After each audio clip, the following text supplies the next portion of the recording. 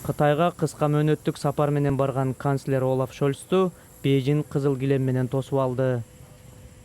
Бир нече немис бизнес лидерлер менен бирге барган канцлер Кытайдын катаал ковид эрежелерине баш ийбей кое албайт. Ал Бейжинде бир түнгө да калбай, келген күнү кайра кетиши керек. Эрежелер Кытай ири Европа лидерин кабыл алып жатканына карабайт.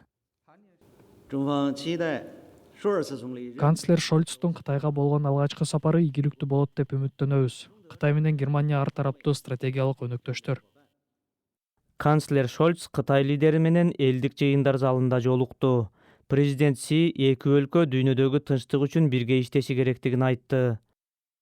Алардын өнөктөштүгү биринчи жолу 50 жыл мурда ошол кездеги канцлер Вилли Брандт Бейжин менен дипломатиялык байланыштарды түзгөндө башталган. Ошол эле жылы Ричард Никсон Мао Цзэдун менен жолугуп, Кытайга барган алгачкы АКШ президенти болуп калды.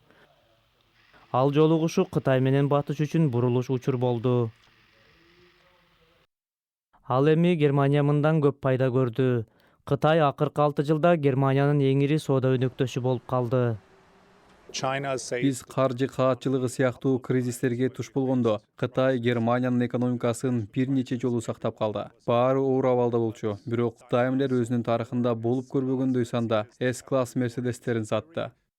Олаф Шольц анын сапары экономикалык байланыштарды тереңдетет деп үмүттөнсө болот. Бирок сынчылар Кытайга ашыкча таянуу менен Берлин Россия менен мурда кетирген каталарды кайталап жатат дешүүдө.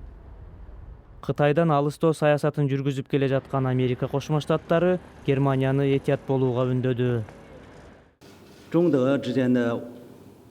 Кытай менен Германиянын ортосундагы прагматикалык кызматташуу эки суверендүү өлкөнүн иши.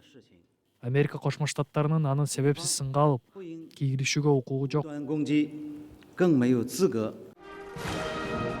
Кытай жана анын 1,5 миллиардка жакын калкы эбегейсиз экономикалык күчкө ээ.